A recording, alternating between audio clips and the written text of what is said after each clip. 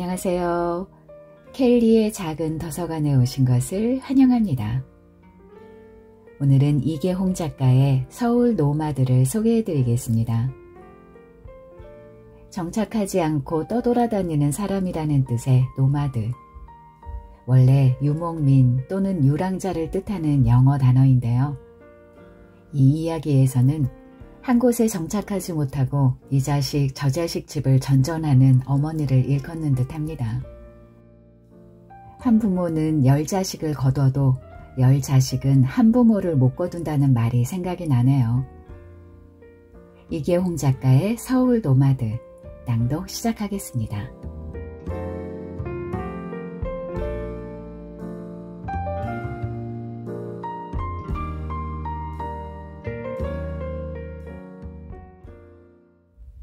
외삼촌, 저 광현이에요. 제가 약혼을 하거든요. 뭐, 약혼? 네, 그렇게 됐습니다. 참석해 주시겠죠? 그래, 알았다. 조카 광현으로부터 전화 연락을 받은 것은 바로 10여 분 전이었다. 한상규는 한동안 상념에 빠져 거실을 서성거렸다. 쉽게 대답하긴 했어도 뭔가 미심쩍은 것이 있었다. 조카 나이는 28인데 그렇다면 연애 포기, 결혼 포기, 출산 포기, 인간관계 포기라는 사포 세대의 중심에 서 있는 그가 쉽게 결혼을 한다. 결혼할 여건은커녕 여자가 따라붙을 조건이라고는 하나도 없는 그에게 여자가 온다. 장애자 엄마와 함께 극빈 생활을 해오고 경기도 구리시와 경계진 서울의 변두리 신내동의 12평짜리 허름한 시립아파트에서 월 임대료 4만 원을 내고 살고 있는 그에게 여자가 따라온다. 도무지 상상이 안 가는 것이었다. 광현이 유년 시절 병약한 그의 아버지가 병고에 시달리다 끝내 타계한 뒤 구청에서 극빈자에게 제공한 일자리. 그러니까 구 청사계단과 화장실 청소를 하는 엄마의 아르바이트로 근근히 연명한 사실을 그는 알고 있었고 그럼에도 불구하고 무심하게 먼 발치에서 지켜보고 있었던 처지였다. 그는 한동안 미국에서 살다 왔기 때문에 생활 방식이나 사는 환경이 달라서 두 모자를 기억하는 듯 마는 듯 그렇게 어정쩡하게 바라보며 지내왔다. 요즘 말로 가족인 듯 가족 아닌 가족 같은 사이로 지내온 것이다. 하지만 광현은 어려서부터 친구들에게 외삼촌을 내세워 자신을 과시하는 스펙으로 삼았다는 것을 얼추 듣고 알고 있었다. 그래서 곧 맺게 될 처가적 사람들에게 나도 사람 있다는 듯 그를 불러내려 했을 것이라는 짐작을 했다. 한상규의 첫째 여동생인 그의 엄마 한말년은 어렸을 적 뇌신경계통에 장애를 가지면서부터 약봉지를 달고 살았다. 순 어거지로 어찌어찌 중학교 졸업장까지 받아놓긴 했어도 지능은 초등학교 3, 4학년 수준에 머물러 있었다. 그래서 비슷한 남자를 만나 결혼해 광현이를 낳았는데 그 아빠마저 일찍 세상을 떠나버렸다. 광현 아빠가 타계하자 가장이 된 한말년은 구청이 제공한 일자리를 받았으나 이기지 못하고 주저앉기 일쑤여서 살기가 더 옹색했다. 그녀는 주어진 일을 요령없이 했기 때문에 성실하다는 대접을 받았을 망정 몸이 망가져서 종당에는 일 나가 벌어온 일당보다 약값이 더 나가고 있었다. 그런 집에 조카가 결혼을 하겠다고 하니 신기한 일이었다. 무엇보다도 선뜻 그에게 결혼을 응낙하고 나선 규수가 있다고 하니 아무리 생각해도 불가사의한 일이었다. 그는 사돈 쪽 사람들에게 마음속으로 고마움을 표했지만 다른 한편으로는 불안했다. 그게 가능할까? 요즘 여자애들이 얼마나 똑똑한데 보잘것없는 집에 시집을 오겠다고 하고 더군다나 그 부모가 흔쾌히 승낙을 했단 말인가. 한상규는 현실 같지 않아서 휴대폰을 집어들었다. 액정의 번호판을 찍자 저쪽에서 먼저 목소리가 흘러나왔다. 네, 삼촌. 그래, 네가 정말 결혼을 한다는 거니? 네. 광현은 짧게 대답했다. 그래, 신부감은 어떤 애냐? 미리 말씀드리지 못했군요. 나중에 만나서 말씀드리면 안 될까요? 그러나 나중까지 기다릴 여유가 없었다. 지금 말해주면 안 되겠니? 신부 부모님은 어떤 분이고? 회사 대표이사세요. 회사 사장? 그럼 신부는? 이화대학 나와서 지금 3년차 회사원이에요. 뭐? 이화대학? 놀라 자빠질 일이었다. 대한민국의 문 남성들이 배우자감으로 선망하고 그들 또한 스펙 빵빵한 강남 사는 잘나가는 집 아들을 배우자감으로 선택하는 것이 추세 아닌가. 도박 잘하는 건달 여자도 학력 포장용으로 나 이대 나온 여자야 하고 으스대던 영화 대목을 연상하면 그것은 틀림없이 잘못 들은 말이었다. 한상규는 믿기지 않아서 되물었다. 그래, 이대 나온 여자라? 그런 신부감이 다 있었구나. 그래도 깊이 생각해 보았니? 광현은 무슨 뜻인지 얼른 알아차리지 못하고 한동안 전화 속에서 침묵을 지켰다. 그러나 외삼촌의 말뜻이 무엇인지 알아채고는 곧바로 응답했다. 외삼촌, 걱정하지 마세요. 걱정 안 하셔도 됩니다. 다만 63빌딩 차이니스 레스토랑에서 상견례를 갖기로 했으니 그날 꼭 참석해 주세요. 알았다. 참석자는? 신부 댁에서는 신부 부모님과 할머님이 나오실 거예요. 신부는 이녀 중에 장녀인데 처제될 사람도 나올 거고요. 우리 쪽에선 엄마와 외삼촌과 큰이모, 막내이모, 그리고 저예요. 알았다. 그는 친가 쪽 참석에 대해 묻는 것을 생략했다. 광현은 친가와는 교류가 없이 지내고 있었다. 광현 아버지의 형제 자매들이 시골에 묻혀 살고 있거나 일부는 서울 변두리에서 힘겹게 살고 있어서 교류가 없다는 얘기를 얼핏 듣고 있었다. 대신 광현 모자는 큰이모, 막내이모와 이웃해 살면서 외가 쪽 사람들과만 내왕이 잦았다. 장애를 갖고 있는 그의 엄마를 이모들이 보살피는 측면도 있었지만 요즘 세태가 외가 쪽과 어울리는 풍조를 띠어서 그도 그런 환경에 노출되어 있었던 것이다. 광현은 이모의 자식들과 서울의 변두리 지역에서 가족처럼 어울려 성장했다. 한상규는 집안의 장남이었지만 10수년 만에 귀국해서 서로 사는 환경이 달랐고 그래서 그들과는 일정 거리를 두고 지냈다. 그의 아이들도 고모들은 물론 그의 아이들과도 교류가 없었다.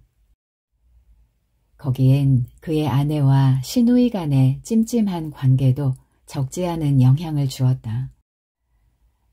광현과 전화를 끊고도 한상규는 한동안 거실을 거닐었다. 광현의 결혼은 배우자의 배려가 아니면 성사될 수 없다. 강남의 번듯한 집안의 명문 여대 출신이 가장 열악한 환경에 있는 자를 골라 시집을 온다. 조카가 잘생겼거나 잘났거나 그렇다고 소위 말하는 명문대학 출신도 아니다. 다만 그를 아우라 있게 보는 것이라곤 기술고시 합격자란 것밖에 없었다. 또 굳이 말한다면 성격이 부드럽고 착하다는 것이었다. 사위가 외삼촌 자랑을 많이 했습니다. 그래서 저도 뵙기를 바랐습니다. 신부 아버지 이동일 사장이 정중히 인사했다. 한상규는 사돈될 사람의 외모를 보고 먼저 놀랐다. 풍채가 좋고 이목구비가 분명한 서구형의 미남이었다. 과장하면 나이든 현빈이었다. 그의 부인도 명문대학을 나온 교양 있고 지적 풍모가 풍기는 여인이었다. 신부의 할머니는 더 그의 눈을 시리게 했다. 곱고 단정하게 빗은 은발과 적당히 주름진 얼굴, 거기에 옥색 한복이 품격을 더해주었다. 신부는 화장기 없는 청순한 얼굴이었다. 신부 곁엔 그의 여동생이 앉아 있었는데 패션 모델로 나가도 부족하지 않은 8등신 미인이었다. 그들은 서울 토박이로 작고하신 할아버지가 중앙청 고급 공무원 출신이라고 했다. 한상규는 저도 모르게 주눅이 들었다. 그에 비해 신랑 쪽 사람들은 내놓을 것이 없었다. 인물도 떨어지고 행색 또한 어딘가 초라해 보였다. 한상규의 바로 밑 여동생 한순복, 막내 여동생 한영화가 그의 곁에 앉았는데 그녀들 역시 주눅든 표정으로 굳어 있었다. 다만 광현 곁에 앉아있는 그의 어머니 한말년만이 즐거운 표정이었다. 입만 다물고 얌전히 앉아있으면 만화님이라고 해도 부족함이 없어 보이는데 금방 뽀록이 날 것처럼 입을 해벌리고 있는 게 아무래도 불안해 보였다. 광영군의 어머니가 막내인 줄 알았는데 그 밑에 또 이모가 계셨군요. 이동일 사장이 웃음 삼아 얘기해서 좌중은 가볍게 웃었다. 그렇지요. 말년이가 막내인 줄 알고 아버지께서 호적에 끝말자로 이름을 올렸는데 또 어머니께서 아이를 가지신 것이죠. 면 직원도 혼란이 생겨서 막내 영화를 호적에 올릴 때 이름을 잘못 기재했나 착각을 하고 친절하게 이름을 바꾸어서 호적에 올렸다는군요. 그래서 호적엔 언니가 막내로 등재돼 있습니다. 하하, 그렇습니까? 그럴 수도 있겠네요. 풍채 좋은 사돈이 교양 있게 웃었다. 여자들이라 군대 갈 일도 없고 국회의원 출마할 것도 아니고 또 사는데도 불편함이 없어서 그저 그런가 보다 하고 여기까지 살아왔습니다. 이래저래도 국가에서 혜택을 주니 정정하지 않고 여기까지 온 것이죠. 다시 가볍게 웃음이 돌았다. 한상규는 한때 두 여동생의 호적을 정상적으로 돌려주려고 했다. 호적계에 가면 증거가 그대로 남아있으니 정정 신청만 하면 된다는 사법서사 사무실의 얘기를 들었으나 당사자들 모두 불편해하거나 크게 요구한 것도 아니어서 그대로 지내왔다. 그래서 말년이는 이름 때문에 본의 아니게 호적상 막내로 등재돼 있었다. 이렇게 훌륭한 따님을 주셔서 먼저 고맙다는 인사를 드립니다. 조카애가 어떻게 저런 아름답고 지체있는 집안의 여식에게 장가를 가나 놀랍기도 하고 마음속으로는 감격을 했습니다. 훌륭한 여식을 보내주신 배려심에 대해 다시 한번 감사를 드립니다. 뭘요? 아이들이 좋아하는데 어떻게 반대할 수 있겠습니까? 이동일 사장은 솔직하게 자기 감정을 드러냈다. 딸아이의 결혼 승낙 요청을 받고 거절했지만 딸이 간절히 원해서 반대할 수 없었다는 고백이 그 말 속에 담겨 있었다. 여자 신데렐라는 보았지만 남자 신데렐라가 있군요. 그 주인공이 내 조카구나 해서 한동안 감격해서 밤잠을 못 이뤘습니다. 솔직한 고백이었다. 아무리 생각해도 꿈같은 현실이었던 것이다. 이동일 사장은 조용히 웃으며 고개를 끄덕였다. 이런 인사가 오가는 가운데 음식이 나왔다. 에피타이저로 나온 특선 냉채가 각자 앞에 놓이자 한말년이 그릇을 한 손으로 집어들더니 소리가 나게 후루룩 마시고 건더기로 남은 새우와 전복을 포크로 찍어 먹었다. 맛나다야. 그녀가 그녀 고향인 전라도 사투리로 말했다. 그의 정체가 드러나는 순간이었다. 한상규는 긴장했다. 엄마, 앞으로도 많이 나오니까 천천히 드세요. 그러나 광현은 곁에 엄마를 지켜보더니 하얀 천의 냅킨을 그녀 무릎에 가지런히 놓아준다. 뒤이어 발채 해삼 삭스핀 스프가 나왔다. 그것도 말년이 먼저 후루룩 마셔버렸다. 한상규는 사돈 식구가 눈치채지 않게 상을 찌푸렸다.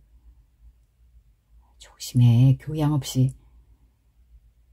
순복이가 상견례장에 나오기 전 단단히 교육을 시켰던 모양인데 말년이는 그새 그것도 잊어버린 모양이었다. 스프 다음엔 통전복 아스파라거스가 나오고 어른 손가락만한 칠리새우가 나왔다. 말년이가 다시 두 팔을 걷어붙이듯 손을 내밀어 왕새우 껍질을 벗기더니 입에 넣으며 으적으적 씹기 시작했다. 새우의 내장이 입가 가장자리로 흘러나오자 광현이 일어나서 말없이 자신의 냅킨으로 그녀 입을 훔쳐주었다. 그러거나 말거나 그녀는 먹기에 열중이었다.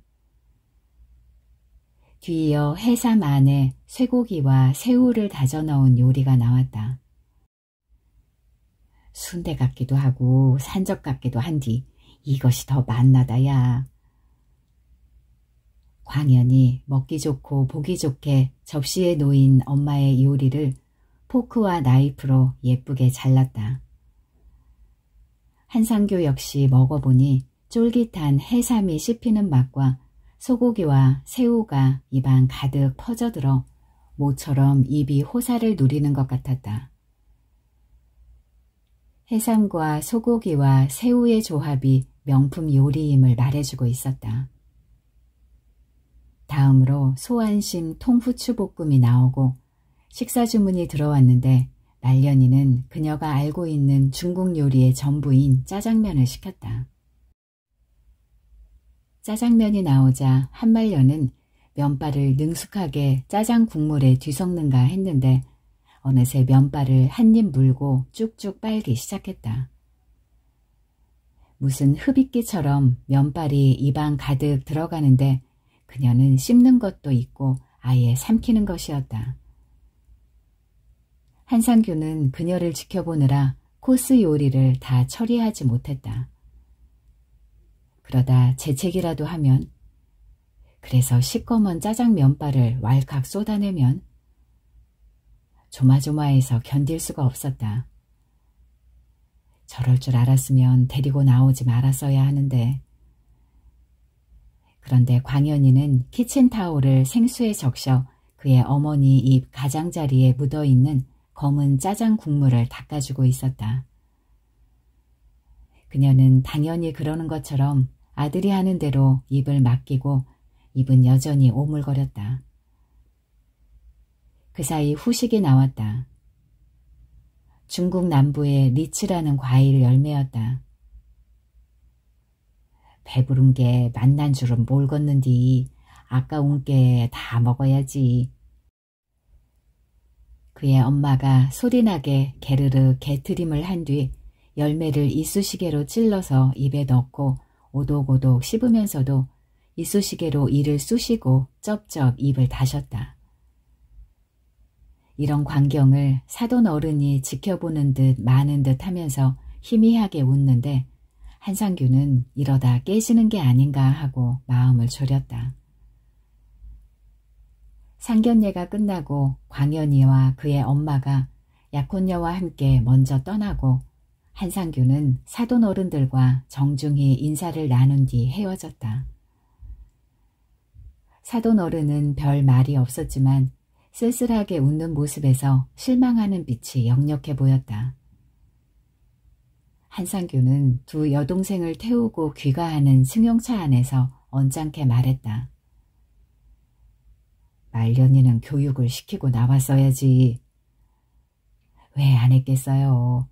내버려둬요. 생긴 대로 사는 거지 뭐. 순복이 답했다. 국물을 마시다 말고 개트림을 하지 않나. 손으로 새우 껍질을 벗겨 먹다가 껍질을 손바닥으로 쓸어 담아서 쓰레기통에 넣지를 않나. 사돈보기가 민망해서 견딜 수가 없었구만. 그런데도 강연히 보세요. 요즘 애가 아니라니까. 천성이 그런 것 같아요. 한영화가 받았다. 어렸을 적부터? 그래요. 그는 순간 가슴으로 찌르르 뭔가 찔러오는 것이 있었다. 불현듯 어머니 생각이 났다. 한상규는 초등학교를 졸업하자마자부터 시골집을 떠나 도시로 유학길에 올랐다. 시골에는 비인가 고등공민학교가 있었으나 여유 있는 집들은 자녀를 M항이나 도청 소재지인 K시로 유학을 보냈다. 한상규는 시골집에서 40km쯤 떨어진 M시의 M중학교에 입학해 다니고 있었다. 지금이야 승용차로 30-40분이면 가는 거리였지만 50여 년 전엔 시외버스가 2시간여 걸리는 먼 길이었다. 농번기가 되면 어머니가 M항으로 생선 구입차 시외버스를 타고 나온다. 사막도 부두 근방에서 둘째 숙부가 3일 수산이라는 간판을 내걸고 생선 장사를 하고 있었는데 어머니는 고등어를 한 소쿠리 받아서 모를 씹는 일꾼들과 염전의 인부들에게 점심, 저녁 때 생선조림을 해주었다. 특별한 요리 비법이 필요한 것이 아닌데도 어머니가 해주는 고등어 조림은 맛이 있었다. 묵은지를 넣고 대파와 무를 숭둥숭둥 썰어 넣어서 가마솥에 한솥 끓여내면 그지없이 구수한 게 입맛을 돋구었다. 일하는 인부들은 이런 고등어 조림을 눈 깜짝할 새 한 그릇의 밥과 함께 비워버리고 그래서 모두들 그의 집으로 일하러 오기를 좋아했다. 어머니가 M항으로 온다는 연락을 받고 한상규는 시외버스 터미널로 나갔다. 제 시간 어머니가 버스에서 내렸다. 얼굴 가득 주름을 잡으며 반갑게 버스에서 내리던 어머니를 그는 저만치 떨어져서 지켜보다가 앞서 걸었다. 그리고 주위를 두리번거렸다. 동급생들이 볼까봐 두려운 것이었다. 어머니는 다른 어머니들에 비해 키가 멀때처럼 큰데다 헐렁한 몸빼바지에 황토 색깔로 퇴색한 무명 적삼을 입고 머리엔 수건을 둘렀는데 때가 절은 모습이 싫었다. 그것을 그는 부정했다. 어머니는 때가 전 수건을 머리에 두르고 흙두성이에 적삼이나 몸빼를 입은 사람이 아니라 양산을 쓰고 뾰족구두를 신고 투피스 차림으로 도시의 아파트 길을 걸어야 했다. 그런데 지금 어머니는 옆구리에 큰 다라를 끼고 검정 고무신을 신고 검은 몸빼 차림에 주름진 새까맣게 탄 얼굴이었다. 그것은 두 말이 필요 없는 영락없는 생선 행상이었다. 시골 어머니들의 꼴이 대체로 그랬지만 그는 그런 어머니를 받아들이지 않았다. 그래서 그는 도로 건너편으로 가서 어머니보다 10m는 앞서 걸었다. 천천히 가자. 어머니가 소리치자 그는 짜증을 냈다. 그냥 따라오라니까. 부두는 시외버스 터미널에서 걸어서 20여 분 거리에 있었다. 좀 천천히 가자고 어머니가 다시 말했으나 한상규는 묵살하고 그저 앞서 걸었다. 3일 수산에 당도하니 숙부가 반겼다. 고등어와 황새기와 깡다리가 풍어입니다. 형수님 다 갖고 가실 수 있겠어요? 숙부는 어머니가 가져온 현금보다 2배는 넘게 고등어와 부새 새끼, 황새기와 조기 새끼인 강다리를 좌판에 펼쳐놓았다. 욕심이 많은 어머니는 그것들을 다라가 넘치도록 집어담고 대바구니 2개를 얻어서 하나에는 고등어 남은 것과 다른 바구니엔 황새기와 강다리를 꾹꾹 눌러 담았다. 다 가지고 가실 수 있겠어요? 삼촌이 재차 묻자 어머니가 팔을 내저으며 대답했다. 암시랑도 아니어요. 한상규는 어머니의 터무니없는 욕심을 내심 걱정했으나 그건 어머니가 감당해야 할 몫일 뿐 그와는 상관없는 일이었다. 어머니가 고등어가 넘치게 담긴 다라를 머리에 이고 양손으로는 무거운 바구니를 들고 3일 수산을 나왔다. 바구니를 양손에 들고 다라를 머리에 이고 낑낑거리며 찹으로 향했으니 어머니의 걸음걸이 속도가 난리 만무했다. 한상규는 어머니가 걷는 길 건너편을 타고 어머니가 따라오는 만큼의 보폭으로 10여 미터 앞서 걸었다. 어머니는 얼마쯤 걷다 말고 다시 쉬었는데 그때마다 그도 건너편 길에서 잠시 발길을 멈추었다. 그것이 엄마에게 보여준 예의의 전부였다. 그렇게 해서 차부에 도착했으나 시외버스 차장이 어머니에게 마구 신경질을 부렸다. 인양반아, 이렇게 많은 생선 바구니를 어떻게 받아요? 사람이 타야지 고등어, 깡다리가 타요? 좀 앵간히 좀 하쇼. 못 태워요. 지금 빨리 가서 식사를 준비해야 한 게 봐줘요. 오늘은 인부들이 20명이나 되는디. 바닥에 쏟아지면 어떡할 거요? 어떻게 책임질 거냐고요?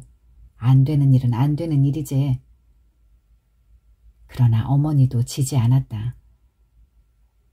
자식 같은 사람이 그러면 안 되지. 이걸 어디다 내버리겠소? 여기서 팔고 가겠소? 조심해서 갖고 갈란 게 걱정하들 마시오. 이윽고 어머니의 통사정이 받아들여지고 그녀는 생선이 넘쳐나는 다라와 2 바구니를 운전석 옆 엔진박스 위에 올려놓고 곁에 쭈그리고 앉아서 그것들을 팔로 끌어안았다. 한상규는 시외버스 밖에서 남의 일처럼 그런 어머니를 지켜보는데 어머니가 차창 밖을 내다보며 만족한 듯 잔뜩 웃음을 머금은 채 어서 가라고 손짓을 했다. 그러면서도 여전히 엔진박스 곁에 옹색하게 쭈그리고 앉아서 다라와 바구니를 붙잡고 있었다. 그는 곧바로 하숙집으로 돌아왔다. 지금 돌이켜보니 어머니는 그 얘기를 한 번도 꺼낸 적이 없었다. 돌아가신 그날까지 그런 말 한마디 하시지 않았다. 잊어버렸을까? 아닐 것이다. 자기 못난 것만 생각했을 것이고 아들이 행여 엄마 때문에 창피를 당하지 않을까 하는 마음을 가졌을 것이다. 한상규는 어머니의 무거운 생선 바구니를 들어줄 생각이 없었던 것이 아니지만 친구들 시선이 더 두려웠었다. 그런데 조카는 그의 어머니를 너무도 태연히 보살펴준다. 그는 2 여동생에게 물었다. 어머니가 M항 부둣가로 생선을 사러 나오시고 오빠가 따라 나섰다는 말을 하신 적 없니? 생선 바구니 들어주지 않았다고. 아니, 그런 일이 있었어요? 순복이가 되물었다. 어머니가 농번기 때는 MC 부둣가로 생선을 떼러 나오셨거든. 철원이 삼촌 가게에서 가라지, 고등어, 황새기, 깡다리 이런 것을 다라로 가득 사가셨어. 인부들 식사해 주려고. 엄마 고등어 조림은 맛있었지. 그 기억은 나. 영화는 태어난 지 얼마 안 됐기 때문에 알 리가 없었을 것이다. 그렇더라도 옛일 되새기던 어머니가 무심결에 말해줄 수는 있다. 그런 섭섭한 일을 어떻게 잊을 것인가. 오늘 광현이가 지 엄마한테 하는 모습을 보고 처음엔 민망했어. 그런데 조금씩 느껴지는 것이 있더군. 그러자 영화가 나섰다. 애가 속이 꽉 찼어. 말년이가 구청사 청소를 가면 걔가 책가방을 집에 내려놓자마자 달려가서 엄마 일을 거들어주곤 했어요. 난 창피해서 못 가겠는데. 동생인데도 언니를 말년이라고 부르는 것은 언니가 좀 바보스러워서 어려서부터 무시했기 때문에 저절로 나오는 것이라는 것을 한상규는 알고 있었다. 나도 엄마가 학교에 오셨을 때 모른 척 했다니까. 다 그랬을 텐데도 그냥 창피했어. 한복도 팔랑팔랑 맞지 않게 입고 차려입었다고 해도 어째 우중충하고. 하긴 엄마는 요즘 말로 패션 감각이란 게 없었어. 그땐 다 그랬는데도 유난스럽게 우리가 예민했던 것 같아. 50대에 퍼져버린 막내 여동생 말을 듣자 그는 더욱 회한에 잠겼다. 어떤 죄의식 같은 것이 치밀어와 가슴이 먹먹했다. 몇 년 전 돌아가시기까지의 어머니의 신선한 삶을 돌아보니 가슴이 아려왔다. 한상규는 이혼을 했다. 그중 어머니도 이혼에 한몫 거들고 나선 셈이었다. 아내가 시어머니를 너무도 싫어했다. 이혼을 면하려면 어머니를 별도로 살게 해주었어야 했으나 방심하다가 두 고부간의 관계를 극도로 악화시켰다. 아내가 어머니를 내보내라 하고 어머니 역시 못 견딘 나머지 방을 하나 얻어달라고 했으나 그는 그저 건성으로 듣고 묵살했다. 어느 날 아침 출근 시간인데 베란다 쪽에서 아내의 고함 소리가 빽 터져나왔다. 왜 하지 말란 짓을 해요? 내가 모르고 그랬다. 어머니가 주눅든 목소리로 변명하는 것 같았다. 몇 번을 말해 알아들어요. 애들 거랑 섞지 말라니까요. 어머니가 대꾸가 없자 아내의 목소리가 더 당당하게 쇳소리로 커졌다. 애들 빨래에 어머니 팬티나 네이가 들어가선 안 된다고 했잖아요. 잊어버리고 그랬단 게는. 한상규는 고부간의 이런 다툼을 외면했다. 끼어들었다가는 더 큰 화를 자초하는 것이었다. 아니다. 정확하게 말하면 그 역시 아내 편에 서서 어머니를 공격했다. 아내가 미워하자 어느 결에 그 역시 아내와 한패가 되어버린 것이다. 그도 어머니를 귀찮게 여기고 아내가 역성을 내면 어머니는 왜 평지풍파를 일으키냐 하며 화를 냈다. 어머니는 철저하게 왕따를 당했다. 이지매라는 것이 별게 아니었다.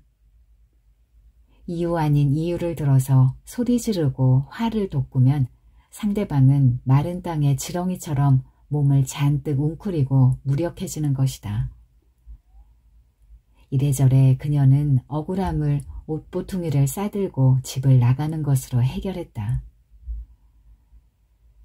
그러던 어느 날 어머니가 아파트 단지 내에 노인당에서 숙식을 하고 있다는 연락이 왔다.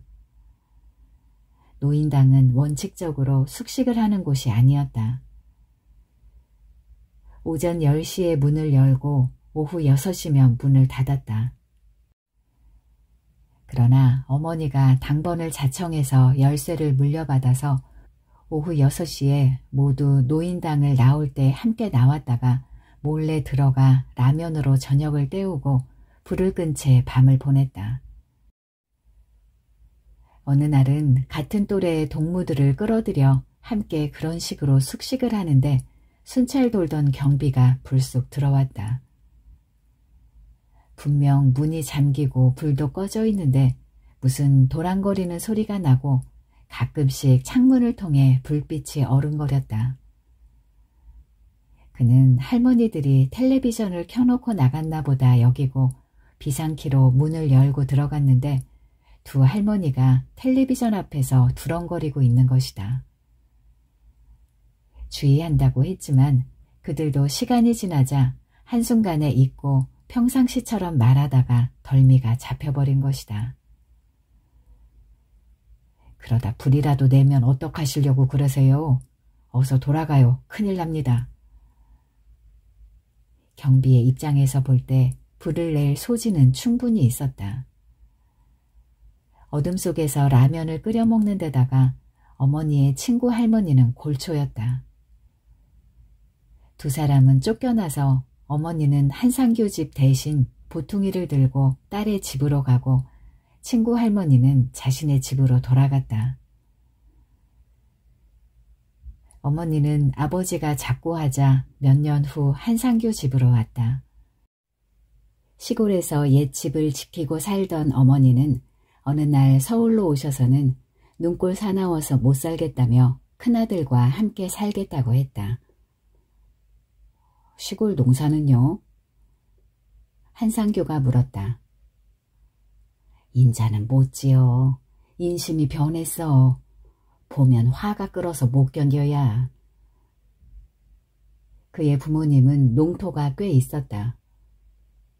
한 군데에서만 6,000평이 넘는 논이 있고 띄엄띄엄 수십마지기의 논과 역시 수십마지기의 밭이 있었다. 이것을 아버지 어머니 두 사람이 다 일구었다. 사업 수완이 있고 내핏과 절약이 몸에 밴 아버지가 정미소도 경영하고 염전도 갖고 있었으나 연로해지자 못 이긴 나머지 염전과 정미소를 처분하고 농토는 그대로 둔 채 K시로 이사를 갔다. 그곳에서 빗놀이를 하다 아버지가 어느 날 시골에 내려가 주막에서 날 생선을 잘못 먹고 비브리오 폐혈증으로 발작을 일으킨 뒤 갑자기 돌아가셨다. 채무자들이 당연히 그래야 하는 것처럼 하루아침에 오리발을 내밀었다. 어머니가 빚 가져간 자들을 찾아내 독촉했지만 조의금도 한 푼 안 내던 그들이 내몰라라 하는 것은 당연지사였다. 아버지는 채무자들이 시골 사람 앞에서 머리 굽신거리는 것에 한동안 취해 있다가 졸지에 모든 것을 날려버린 셈이었다. 아버지 장례를 치른 이듬해 어머니는 농사를 보살피겠다며 K씨의 집을 둘째 아들 한상덕에게 물려주고 귀촌했다.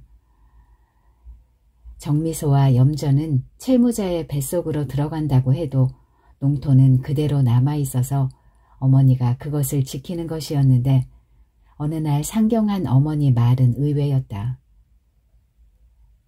자꾸 늙었다고 무시하고 둘레 먹는단 말이다. 어떡해요? 그렇게 실하게 벼가 자랐으면 한마지기당 나락 67감에는 나오는디 4-5감에밖에 안 나온다는겨.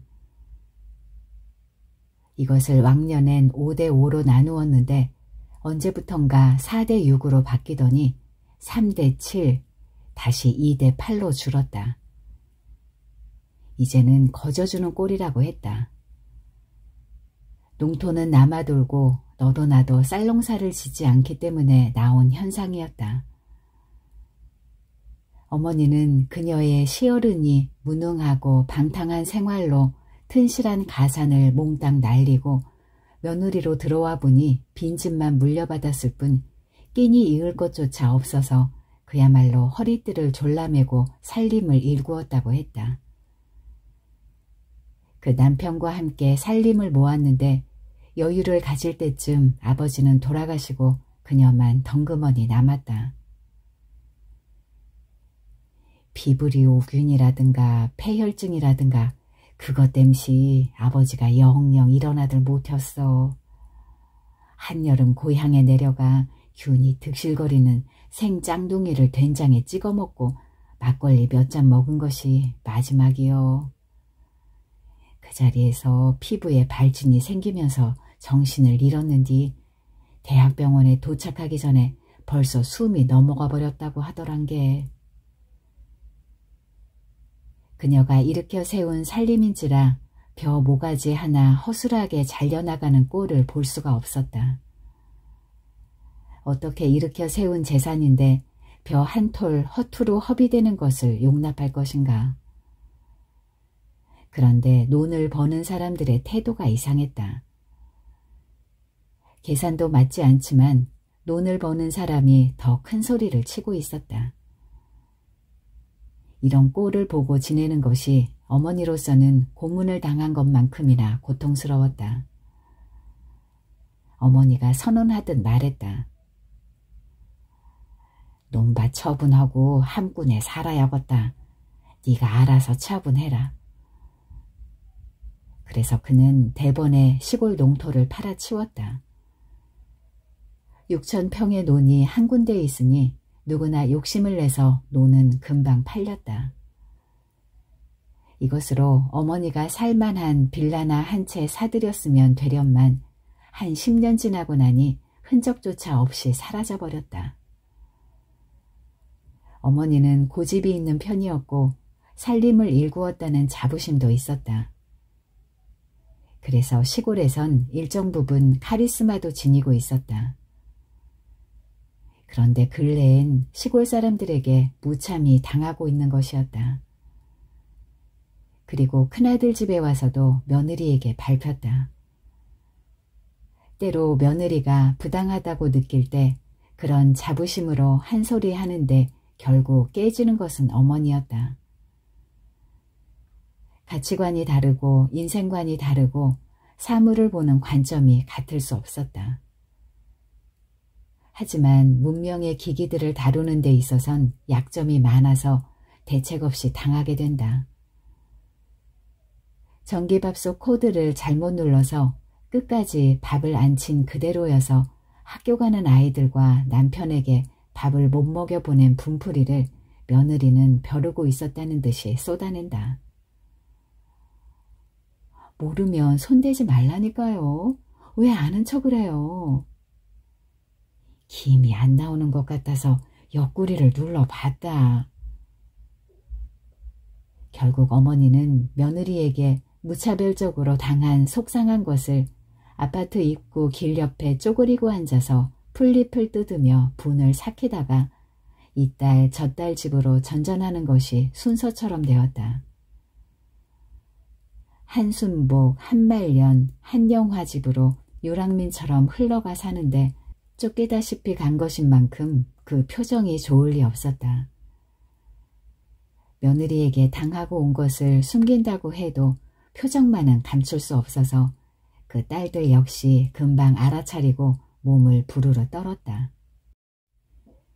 하지만 오빠 부부도 사는 것이 원만하지 못하다는 것을 알고는 체념하고 외려 엄마를 닥달했다. 그러니까 조심해서 살라니까. 해준 밥만 먹고 세수만 하고 살아. 그러나 어머니는 며느리에게 대접받지 못한 것은 아들 때문이라고 믿었다. 그래서 고스란히 수모를 감당하고 있었다. 어머니는 늘 애초에 네가 잘못했다 하고 한상규를 심판했다. 한상규는 외간 여자를 만났다. 그것이 꽤 지속됐다. 그게 알게 모르게 불화의 원인이 되었다. 아내는 병적이고 할딱이는 성격이었다. 정서가 불안정하고 믿지 못한 사람은 철저히 불신했다. 어느 날 어머니는 한상규에게 말했다. 며느리 탓만 할 수 없어야.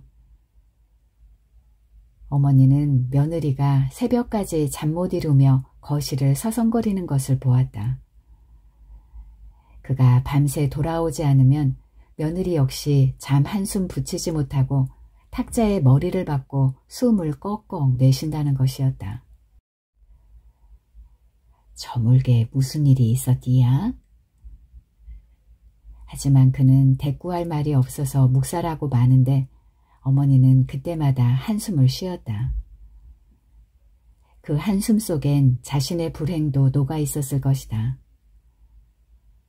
아들 부부가 원만하지 못하니 그녀 역시 편하게 숨 쉴 공간이 없다. 그래서 늘 불안하고 초조한 것이다. 저물면 저문다고 해야지 며느리만 탓할 수 없어야. 어머니는 아들 부부의 평화가 유지되는 것만이 그녀가 살아갈 방편이 된다는 것을 믿고 있었지만 뜻대로 되는 것이 아니라는 것도 알고 절망을 삭히고 있었다. 광연이 그 녀석 참 독특한 아이라니까. 한순복이 무심히 차창밖을 내다보며 남의 말처럼 한마디 했다. 인력으로는 안 되는 것 같아. 걔 고등학교 담임선생님을 만난 적이 있었어. 선생님은 광연이를 그렇게 극빈층의 장애 엄마를 가지고 있는 줄 몰랐대. 세상을 보는 눈이 따뜻하고 그런 환경 속에서도 최상위권 성적을 유지하는 것이 기특하다는 거지. 영화가 받았다. 착한 애는 만들어지는 것이 아니라 태어나는 것 같아. 맞아. 어려운 환경을 알고 광연 담임선생님이 같은 학급에 다른 아이를 붙여주었대. 말하자면 과외 교사지. 한 달에 10만 원씩 받고 과외를 하도록 했나 봐. 하지만 안 되는 애는 안 되는 거야. 그 아이는 공부한 척만 하고 밖으로 나돌았다니까. 그리고 맨날 사고만 치는 거야. 사고? 그래. 어느 날 두 애들이 새벽까지 공부하는 걸 걔 아빠가 화장실을 다녀오다 보게 됐대. 열심히 한다고 격려차 방문을 놓고 있는데 애들은 대꾸도 안 하고 계속 영어를 읽고 해석하고 또 문제를 풀고 있더래. 그냥 계속. 그게 이상해서 문을 노크해봤어. 그런데 문이 잠겨 있는 거야. 계속 영어 공부하는 소리는 들리는데 대꾸는 없고. 그래서 비상키로 문을 열어보았더니 애들은 온데간데 없고 녹음기에서 계속 반복적인 영어 공부 테이프만 돌아가더라는 거지. 그 애가 광연이랑 공부하던 것을 녹음해놓고 밤이 되자 그 녹음을 틀어놓고 사라져버린 거야. 그리고 어떻게 됐어? 어떻게 됐겠어. 그걸로 쫑이지. 그 녀석은 록그룹에 빠져서 밤만 되면 클럽에 가서 몸을 흔들고 그룹의 백댄서로 활약하는 걸 꿈꾸고 있었대. 아버지는 그걸 용인하지 않았던 거고. 우리 집에 딴따라 새끼 키울 수 없다는 것이 아버지 지론이고 그 아들은 그런 아버지에게 굴복할 수 없어서 기회만 있으면 뛰쳐나가 비트가 빠른 리듬에 맞춰서 울분을 토해냈던 거야. 둘 다 성격이 강해서 누군가 하나는 망가져야 하는데 결국 아들이 때려치우고 가출해버렸대. 절에 들어갔대나 어쨌대나. 정말로 한동안 스님이 되었는데 어찌어찌 그 부모가 찾아내서 집으로 데려왔대. 지금은 그 애가 아버지 회사 전무이사로 일하고 있대나 봐. 가진 놈의 자식은 아무리 탈선하고 방탕하고 개지랄을 해도 돌아갈 곳이 있으니까 되는 거야. 하지만 광연이는 그럴 사람인가? 가진 것이라고는 불알 두 쪽뿐인데. 그래서 속 차린 건가? 아니지. 그런 애들이 사실은 더 먼저 포기하고 타락하지. 한때 광연이도 방황했다고 한다. 광연은 어느 날 그 친구를 따라 클럽에 갔는데 랩에 맞춰 고개 같은 춤을 추는 현란한 브레이크 댄스를 보고 그 자신도 몰입했다. 다채로운 음원을 교묘한 믹싱 조작으로 재구성하는 비트 음악 속에서 격렬하게 몸을 맡기면 만 잡사가 잊혔다. 그렇게 밤을 새고 집으로 돌아오는 거였는데 엄마가 그때까지 아파트 입구에서 밤이슬을 맞으며 기다리고 있더라는 것이다. 멍한 눈으로 아이를 바라보는 엄마를 보고 광현은 엄마를 붙들고 엉엉 울어버렸다는 것이다. 참 신통한 아이야. 반발하지 않고 그런 환경에 있으면 대부분 포기하고 멋대로 살아버리는데 그런 애들이 방전되면 낭떠러지로 끝없이 추락해버리는 건데. 한순복이 말했을 때 한상규는 고개만 끄덕였다. 그런데 오빠, 말년이가 엄마를 구박한 거 몰라? 금시 초문이었다. 순복이가 덧붙였다. 그년이 엄마를 쥐잡듯이 했대. 어머니는 한상규의 집에서 나가면 세 딸 집 중 말년이 집으로 곧잘 갔다. 사위가 없는 데다 외손자는 과외다 야자다 해서 집을 비우는 일이 잦고 그래서 어머니는 사는 것이 편하고 가벼운 말년이 집에서 지내는 것을 좋아했다. 허물도 없고 식구도 단출해서 어머니에게는 일종의 안식처 같은 곳이었다. 하지만 말년이 또한 한 성깔 하는지라 공연히 우라통이 터지면 원색적으로 엄마에게 퍼부었다. 왜 나를 가르치지도 않고 먹을 것도 없는 나한테 오냐고. 나한테 해준 것이 뭐가 있다고 와서 밥을 죽이냐고. 나한테 해준 것이 뭐가 있다고 괴롭히냐고. 어머니는 평소에도 그가 불쌍하다고 돈이 생기는 대로 가져다주고 이것저것 세간살이도 챙겨주는데 어느 순간부터는 그게 말년이에게는 권리가 되었다. 그리고 그런 약효가 떨어지면 곧잘 어머니를 구박하는데 이는 그들 모자간에 오순도순 살고 있는 집안에 객이 늘어 평화로운 질서의 균열이 생기고 좁은 공간에 하세월로 버티는 것이 귀찮고 불편해서 내지른 성질이었다. 좋은 품성대로 그것을 받아들이면서도 어느 순간 성질이 나면 동네가 떠나가게 퍼붓는다는 것이었다. 그렇다고 그것을 어머니가 누구에게 내색을 한 적은 없었다. 양심 바르고 솔직함이 몸에 밴 말년이가 언니나 영화에게 불쑥 뱉어냄으로써 드러나는 것일 뿐이었다. 엄마의 노령연금, 오빠한테서 매월 받는 용돈 모두 말년이한테 들어갔어. 엄마는 말년이만 생각했어. 몸이 안 좋아서 학교를 안 보낸 거지 보내기 싫어서 안 보낸 것은 아니잖냐며. 그래서 가장 가슴 아파하고 마음에 걸린다고 했어. 말년이가 어머니를 구박했다고 하자 한상규 역시 그로부터 자유롭지 못한 잔상이 떠올랐다. 그가 이혼을 하고 어머니와 함께 마포에서 아파트를 얻어 살고 있을 때였다. 친구들과의 약속과 직원들과의 저녁 식사 때문에 집에 제 시간에 들어가지 못한 때가 많았다. 그때마다 어머니가 마음에 걸렸지만 모임에 빠져드느라 잊어버렸다. 팔순 노모는 전 생애를 시골에서 살아왔기 때문에 가스불을 켜는 것에서부터 냉장고, 에어컨, 오븐, 현관키를 다루는 법이 서툴렀다. 툭하면 까먹기 일쑤여서 자칫 불을 낼 뻔한 일도 있었고 아파트 단지 내 공원에 나갔다가 현관 비밀번호를 잊어먹고 들어오지 못하고 한상규가 돌아올 때까지 공원 벤치에 쪼그리고 앉아있다가 들어온 경우도 있었다. 이럴 때는 쫄쫄 배를 굶고 있었다.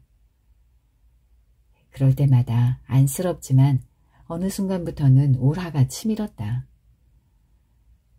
이혼한 후 아이들은 엄마와 함께 나가 살았기 때문에 어느 누구 하나 집안에 코빼기도 비치지 않아서 어머니는 몹시 외로워했다. 툭하면 손자들 이름을 부르며 눈물을 지었다. 며느리나 손자들로부터 대접받지 못한 처지면서도 당신은 늘 그들을 그리워했다. 처음엔 그러려니 했지만 반복이 되자 한상규는 화가 치밀었다. 그러잖아도 마음이 복잡한데 어머니는 어머니대로 슬픔을 품고 있는 것이다. 저물었다이. 한밤중에 그가 현관으로 들어서면 어머니는 그때까지 잠을 자지 않고 나와 반기는데 변기통에서는 꼭지를 잘못 눌렀는지 계속 물이 흘러내리는 소리가 들리고 싱크대에 물이 넘쳐서 바닥이 젖어 있다. 게다가 어머니는 굶은 상태다. 어머니 스스로 못해 먹어요? 그러다 불낼까 싶어서 무서워 손도 못 대지. 그러면 단팥빵이나 케이크를 먹든지. 냉장고에 넣어두었잖아요. 우유도 있고 요구르트도 있고 피자도 있고. 먹고 잡으면 먹재. 걱정허들 말어라. 그렇게 어머니는 뒤로 물러서는데 그런 것이 더 화를 돋구었다. 화장실도 다시 한번 살피고 싱크대 수도꼭지를 잠궜나 안 잠궜나 먹고 싶은 것이 있나 없나 바닥에 물이 넘쳤으면 걸레로 훔쳐내고 해야지 뭘 하고 있는 거예요. 눈이 안 보인단 말이다. 그러니 어서 내가 가야지. 어서 가야지. 하지만 그런 푸념도 듣기가 싫었다. 오히려 부하를 더 끌어올렸다. 언성이 높아질 수밖에 없는데 그럴수록 어머니는 죄인처럼 목을 움츠린다. 어머니는 그의 이혼을 누구보다 그 자신의 탓으로 여기고 죄스러워했다. 그런 태도를 취하자 한상규는 어느 날부터 이혼도 어머니 탓인 양 몰아붙였다. 글쎄 며느리하고 왜 싸우냐고요. 왜 싸워. 안 싸우면 안 되나? 내가 안 올라와야 하는디 공연실이 올라와서 내가 오두방정을 떨었다. 어머니는 또다시 저만치 물러나 버린다. 모든 것이 그녀 자신으로부터 문제가 기인하는 것으로 치부하는 굴욕감. 그래서 어느 날인가는 어머니가 불쌍해서 말했다. 그만큼 어머니를 보는 그의 감정도 복잡했다. 내가 잘못했으니까 이혼을 한 거예요. 내가 인생을 잘못 살았어요.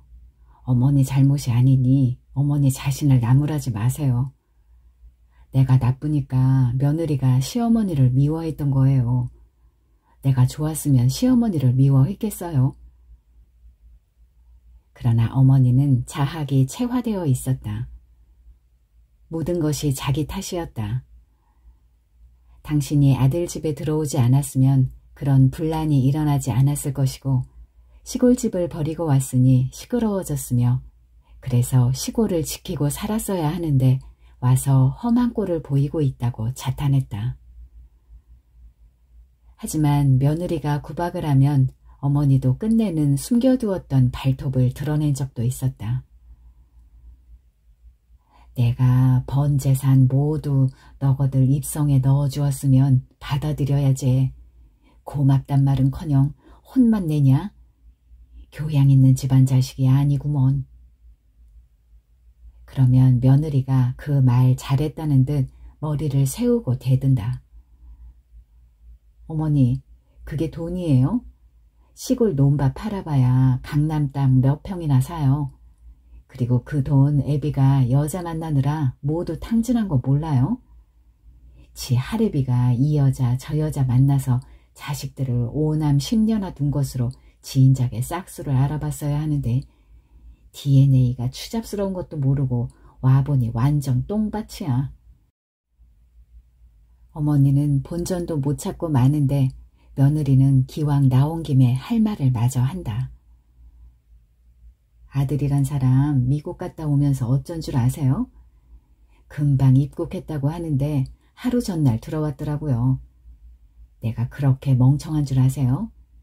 입국자 명단 알아보았더니 하루 전에 들어왔더라고요. 전날 들어와서 어떤 년 선물 안겨주고 그년 집에서 진탕 개지랄을 떨고 금방 입국했다고 오리발을 내밀어요. 내가 그렇게 멍청한 여자예요? 나는 모르는 일이다. 시어머니는 결국 입을 굳게 다물고 만다. 오빠, 어째 마음이 심란해요. 어디 조용한 커피숍에나 가요. 순복이도 이런저런 상념에 빠졌던지 차 한잔 하자는 것이다. 그들은 도심을 벗어나 한강이 내려다 보이는 워커힐 가파른 언덕 아래 조그만 카페로 들어갔다. 언덕 아래로 한강물이 요요히 흐르고 있었다. 광연이 신부될 아이를 어떻게 만났대? 한상규가 커피 맛을 음미하듯 한 모금 마시고 나서 물었다. 여동생 둘이 그의 앞에 앉아있는 것이 생소하다는 듯 영화가 주위를 두리번거렸다. 하긴 너무도 낯선 장면이다. 이렇게 마주 앉아 차 한 잔 마셔본 적이 한 번이라도 있었던가. 우리도 참 무심했어. 오늘 광연이가 우리한테 차 한 잔 마시라는 시간도 주는구만. 평소 남자처럼 대범한 영화가 한상규의 마음을 꿰뚫기라도 하듯 말했다. 그러니 광연이 얘기 좀 더 할까? 광연이가 신부를 만난 건 대학생 연합봉사단의 일원으로 몽골에 갔을 때였대요. 여러 가지로 광연이 모습이 들어왔다고 해요. 어떻게? 그 애야 헌신 아니면 쓰러지죠. 똑똑한 것도 스펙이지만 자상하고 착한 것도 스펙이니까. 그래, 그런 애를 알아보는 착한 여자애들도 있구나. 해외 봉사활동 나선 애들이야 다 헌신적이고 배려심 있고 사려가 깊겠지. 하지만 본성이 있잖아요. 그건 숨길 수 없는 거예요. 봉사 가서 잘해보겠다고 해도 사흘이 못 가서 뽀록이 나는 애들이 얼마나 많은데. 입사시험 경력 따려고 부모 경제력에 의지해서 해외 봉사 나가서 생억지로 시간 때우는 애들이 얼마나 많은데. 어쨌든 조카 며느리가 광연이를 알아봤다는 건가? 그러니까 그 애도 속이 꽉 찬 거죠. 난 오늘 광연이가 엄마를 대하는 걸 보고 참 부끄러웠다야. 나도 엄마가 학교에 오면 막 성질 부렸지. 할머니 같아서 싫었어. 막내 너를 낳으신 게 어머니 나이 46이었으니 그럴만도 하지. 나도 뭐 잘한 건 없어. 순복이 말이었다. 그녀 역시 가정이 평탄하지 못했다. 그의 남편은 여행사 상무 출신이었다. 젊은 시절 중국으로, 일본으로, 유럽으로, 미국으로 여행객을 인솔하고 다녔다. 그중 눈에 맞은 여자가 있었다. 농담 따먹기 하다 보니 하필이면 그녀가 순복이의 후배였다. 아내의 후배라는 것으로 그들은 더 허물없이 가까워지고 장난하다 임신하듯 엉겁결에 뜨거운 사이가 되었다. 그 여자는 일찍 이혼하고 두 남매를 키우고 있었는데 순복이의 남편이 그들의 아버지 역할을 다했다. 아이들을 데리고 일본으로 여행 가고 유럽 여행도 데리고 갔다. 그런 사진을 우연히 남편의 지갑에서 발견하고 순복이의 눈이 뒤집혔다. 그 아이들 등록금까지 대준 사실도 드러났다. 집에는 한 푼도 가져다 주지 않으면서 남의 집 아이들까지 건사한 것이 드러나자 그녀는 어떻게 복수할까 날마다 화를 끓이고 이를 갈았다. 왜 하필이면 내 후배냐고. 그러나 그녀의 후배였기 때문에 쉽게 편하게 얘기하고 가까워진 사실을 그녀는 모르고 있었다. 그런 때 멋모르고 친정어머니가 찾아가는데 서로 표정이 좋을 리가 없었다. 어머니는 며느리한테 당하고 와서 어둡고 순복이는 남편의 배신으로 더 속이 뒤집어져 있는 상태다. 결국 어머니는 말 몇 마디 못 붙이고 막내딸 집으로 간다. 그러나 그 집도 편하지 못했다. 막내 사위가 직업병으로 치료 중이었다. 몇 날을 버티다 어머니는 둘째 아들이 살고 있는 D시로 내려갔다. 둘째 아들 한상덕은 D시의 유수 사립대학교 교수로 재직 중이었는데 학장을 지내고 러닝메이트로 나선 부총장과 여타 보직을 입도 선매한 지지 교수들의 돈을 끌어모아 과다하게 풀었다가 상대 진영의 고발로 경찰에 불려다니는 등 도중 낙마하긴 했지만 총장 선거에까지 출마한 경력을 갖고 있었다. 하지만 어머니는 둘째 며느리와 아예 담을 쌓고 지내는 사이였다. 재산 상속의 응어리 때문이었다. 옛적 한상규가 여러 가지 생각 끝에 어머니에게 제의했었다. 고향의 농토는 상덕이한테 주려고 해요. 어머니가 의아스럽다는 듯이 한상규를 쳐다보았다. 한상규는 형편이 안정되었지만 동생은 보따리 대학 강사로 여기저기 쏘다니며 허덕이고 있었다. 나는 언제 미국으로 들어갈지도 몰라요. 상덕이는 수입이 별로니까 힘들 거예요. 공연실이 그러지 말아라. 어머니가 단번에 거절했다. 네가 물려받아야지. 그녀는 더 이상의 이유를 설명하지 않았다. 그러나 그는 알고 있었다. 어머니의 기본 멘탈리티는 장자가 유산을 그대로 물려받아 조상 봉제사는 물론 집안의 대소사를 이끌어가야 한다는 것이었다. 경험상 그것이 뒤탈이 없다는 것이었다. 그래서 한사코 한상규에게 재산을 물려주었던 것인데 금전적으로 개털도 아쉬운 둘째 아들과 그 며느리가 방방 뛰었다. 형의 말을 듣고 기대를 걸었으나 어머니가 나서서 회방을 놓은 셈이니 속이 뒤집어진 것이었다. 어머니가 노환의 장염으로 심한 고통을 겪고 있을 때 어머니는 상덕이네 집에 한번 연락해봐라 하고 자꾸 재촉했다. 둘째 아들 며느리가 한 번도 들여다보지 않은 게 섭섭했겠지만 어머니는 그들 소식도 궁금했을 것이다. 그러나 한상규는 본인들이 원하지 않은 이상 어쩔 수 없다고 여기고 어머니의 요청을 묵살했다. 그러자 어머니가 이렇게 아픈 것이 언제 갈지 모르겠다. 한번 들여다보든지 병원비라도 좀 보태라고 해라. 라고 다시 말했다.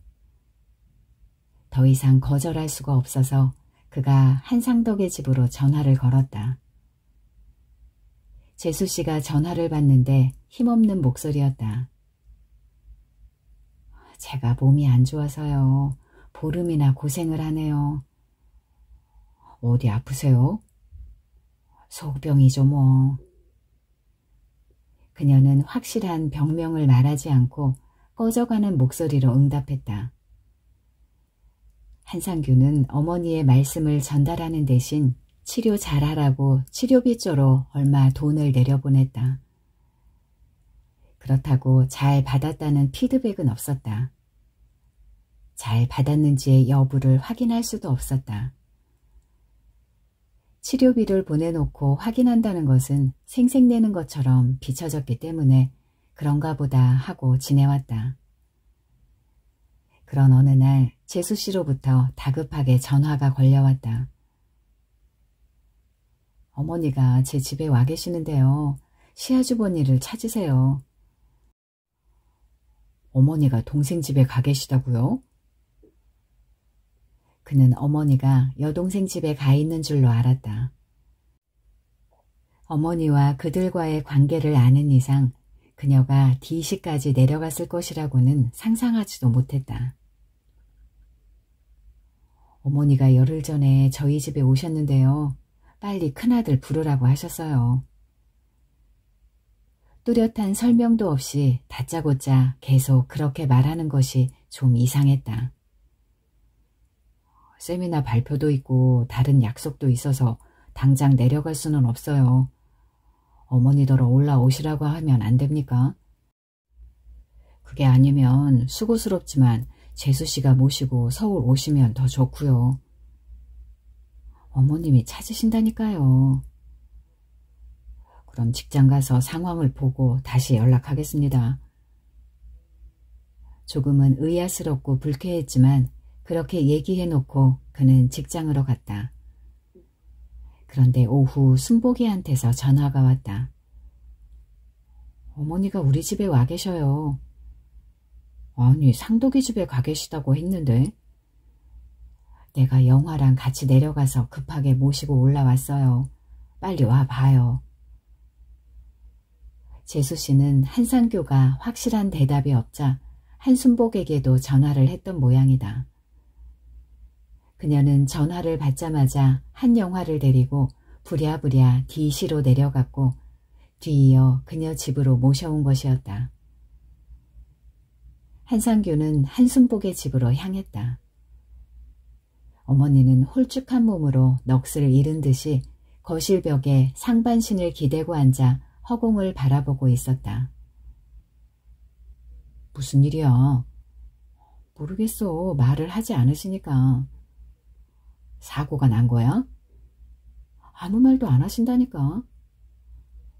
그럼 둘째 올케 언니한테라도 물어봤어야 할 거 아니야. 그 사람도 별다른 얘기가 없었어. 한상규는 상대방이 대답하지 않는 이상 계속 따져 묻는 것도 예의가 아니라고 생각하고 궁금증을 지우고 지내왔는데 몇 달 후 한말년한테서 우연히 소식을 들었다. 엄마가 둘째 오빠 집에 가서 살겠다고 했나 봐. 그래? 그랬더니 둘째 올케 언니가 소리소리 지르고 난리를 쳤는가벼. 뭐 못해준 거 있다고 여기 와서 사느냐고. 우리도 팍팍해서 힘들다고. 우리 집안에도 병자가 있다고. 우리한테 해준 게 뭐 있다고 무슨 염치로 살러 오느냐고. 그래서? 엄마도 경우가 있잖아. 그래서 내가 못 올 집 왔냐. 상덕이도 내 자식이다. 그렇게 해서 다투었는데 억울하다고 엄마가 몰래 약을 먹었다는겨. 다음날 아침 시체가 다 되어있는 엄마를 앰뷸런스에 태우고 위세척을 하고 손발을 주무르고 난리를 치른 다음에 깨어났다는겨. 그렇게 이틀인가 치료를 받고 퇴원을 했는데 엄마가 큰오빠만 찾더라는겨. 한말년은 생각대로 말하는 성격인지라 말 끝에 험한 욕을 다 퍼부었지만 그가 생각해도 기가 막혔다. 그렇다고 달리 어떻게 나설 수도 없었다. 그 역시 어머니를 제대로 모신 것은 아니었으니까. 그 무렵 한상규는 이혼 후 새롭게 여자를 만나 동거 중이었는데 여러모로 신경이 쓰였다. 한상규는 제주 출장 중 비행기 안에서 옆좌석의 여자와 말문을 텄다. 제주가 고향이세요? 그가 묻자 여자로부터 의외의 대답이 나왔다. 아니에요. 바람 좀 쐬러요. 그 말이 이상한 자극을 주었다. 그래서 좀 더 적극적으로 나왔다. 전 학회 세미나가 있어서 갑니다. 그가 명함을 내밀자 그녀는 두 손으로 공손히 받아들며 현문선이라고 해요. 하고 인사했다. 그녀는 분당에서 매주 30대 명의 초등학생을 상대로 방문 피아노 교습을 뛰는데 어느 날 학부모와 싸운 뒤 우울에 빠져 짐을 챙겨 집을 나섰다고 했다. 한상규는 행사를 마치고 그녀와 약속한 장소에서 만나 항구의 밤바닷가를 거닐다가 주변 모텔로 들어가 함께 밤을 보냈다. 서로 허무기를 달래고 있었으므로 쉽게 동질감이 형성됐고 육체는 특별히 보호해야 할 가치가 있고 감나가는 청춘의 것도 아니어서 상호 별다른 감흥 없이 몸을 섞었다. 그리고 서울로 돌아와서 동거에 들어갔는데 아이들이 장애물이었다. 그녀에겐 아들과 딸 두 아이가 있었는데 한결같이 한상규를 거부했다. 꼰대 아저씨하고 왜 사냐고. 엄마와 거칠 것 없이 살아왔는데 갑자기 꼰대 아저씨가 나타나 텔레비전의 리모컨을 독점하고 식사도 된장국에 콩나물국 따위의 아저씨 위주다. 멋대로 뛰놀던 거실도 쿵쾅거리며 다닐 수 없다. 실내에서 옷을 제대로 입어야 하고 발뒤꿈치를 들고 사뿐사뿐 걸어야 한다는 따위의 교육을 받고 있으니 아이들은 여름철인데도 한겨울 두터운 옷을 입고 있는 것처럼 거북하고 불편했을 것이다. 그러나 한상규의 어머니는 현문선에 대한 칭찬을 아끼지 않았다.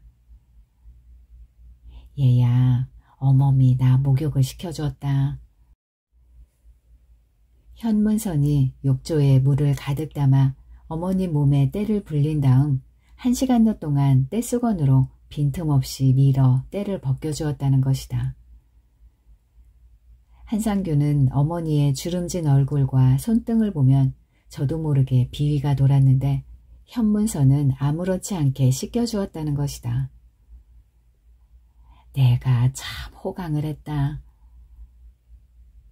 어머니는 첫 며느리로부터 받아온 구박과 비교하면서 한동안 행복해했다.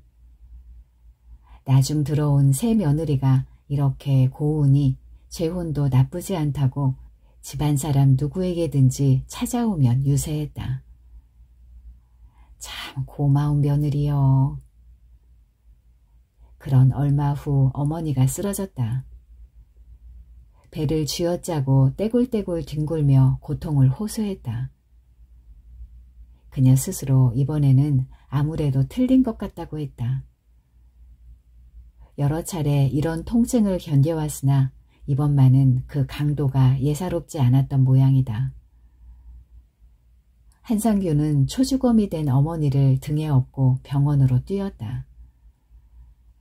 주사를 맞고 어느 정도 진정된 뒤 어머니는 병문안 온 사람들에게마다 자랑을 했다. 큰애가 나를 업고 병원까지 왔단다. 오죽 자랑할 게 없으면 그런 사사로운 것을 자랑거리로 삼을까. 다르게 얘기하면 어머니가 아들로부터 대접받은 유일의 자랑거리는 그것밖에 없었던 것이다.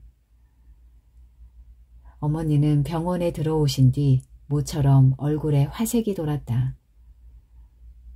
노상, 배앓이를 감추고 살았는데 거뜬히 나았다며 흡족해 하셨다.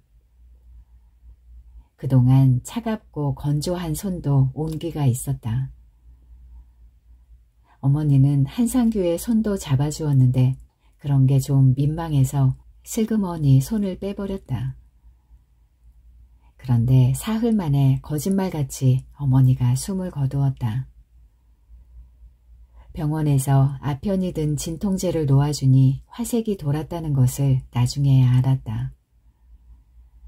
간호원이 슬쩍 귀뜸해 주었다. 구순을 바라보는 노인들의 마지막 길이 그 길밖에 없어요. 고통받고 돌아가시느니 하루 이틀 평화롭게 가족들을 대면하고 가시는 것도 효도해요. 불법이었지만 일종의 안락사인 셈이었다. 그는 마음이 흔들렸지만 여동생들은 의외로 침착했다. 고통받고 나날이 힘들게 살아가는 연명치료보다 그게 엄마를 위해서도 좋았어. 오빠 속 끓이지 않게 잘 가신 거예요. 당신도 좋고 그렇게 살아서 무슨 의미가 있겠어요. 뒷말이 거슬렸지만 틀린 말은 아니었다. 사실 늙음하게 불행을 달고 이 집 저 집 기웃거리고 그런 가운데 병고를 어떻게 감당할 것인가. 장례를 치른 얼마 후 현문선이 헤어지자고 요구했다.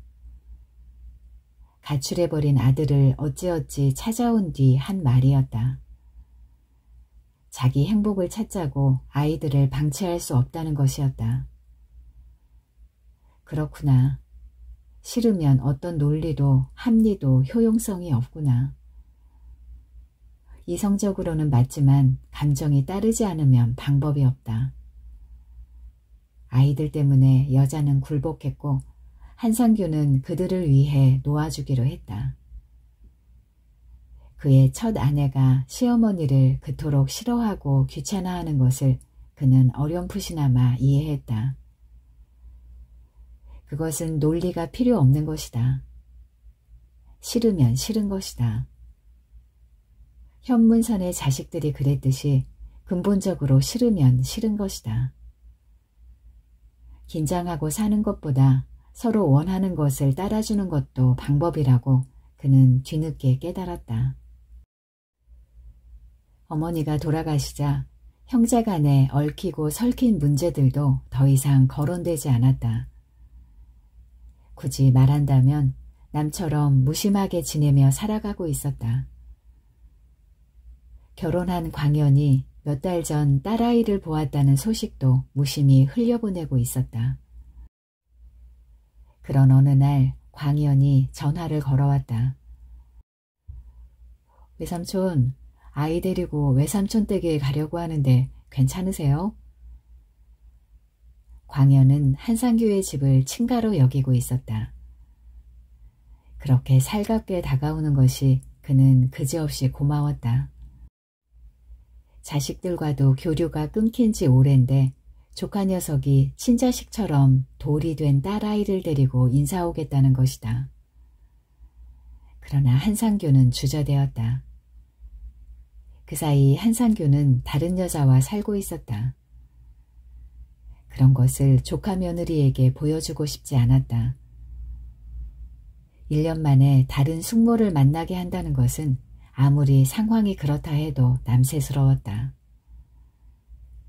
그들이 외삼촌의 사생활의 변화를 모를 리 없겠지만 그로서는 직접 현장 확인을 시켜주기엔 아직 이르고 또 멋쩍은 일이라고 생각했다. 밖에서 보면 안 되겠니? 아니다. 내가 니네 집으로 가마. 그러시겠어요? 그럼 신내동 엄마 집으로 오세요. 엄마가 아이를 키우고 계시거든요. 광현은 그의 어머니가 살고 있는 영세민 아파트 건너편 아파트 단지에서 아내와 함께 살고 있었다. 신내동으로 갔더니 한말년이 허리에 복대를 한 채 아이를 보행기에 앉혀놓고 어르고 달래며 우유를 먹이고 있었다. 그녀 콧등에는 땀방울이 송송 배어 있었다. 아기를 본께 내 병이 다 나아불었어. 손녀딸이 보배여. 내 건강을 살려준단 게. 환히 웃는 그녀를 보고 한상규는 뿌듯한 감회에 젖었다. 표현할 수 없는 어떤 진한 감격이 전신으로 퍼져들었다. 변함없이 사랑하며 사는 모습이 아름다웠다. 외삼촌, 길 건너편에 닭백숙 잘하는 집이 있어요. 글로 가시죠. 광현은 그를 점심 대접하려고 오라고 한 셈이었다. 그들은 밖으로 나왔다. 아이를 빼앗기지 않겠다는 듯 한말년이 갓난아기를 포대에 말아 안고 조심스럽게 그들 뒤를 따랐다. 엄마가 있지만 아이는 엄마 차지가 되지 못하고 있었다. 사돈 어르신들은 잘 계시고? 그가 의례적으로 물었다. 네, 종종 손녀딸 보러 오셔요. 전화는 날마다 하시고요. 외삼촌이 인격자라고 칭찬하세요. 식당에 자리를 잡자 미리 예약을 해놓았던지 곧바로 닭백숙이 나오고 광연이 언제나 그랬던 것처럼 그의 어머니 곁에 붙어앉아 턱받이용 에이프런 끈을 그녀 목에 걸어주고 개걸스럽게 닭다리며 닭모가지를 뜯는 어머니 입을 훔쳐주고 국물이 흐르는 입 가장자리를 수건으로 닦아주었다. 이런 광경을 조카 며느리도 당연한 듯이 지켜보며 물려받은 아이를 안고 돌아앉더니 젖을 물리고 있었다. 한상규는 슬픈 듯 기쁜 듯 이 광경을 바라보며 국물을 뜨는데 국그릇에 툭 눈물방울이 떨어지고 있었다.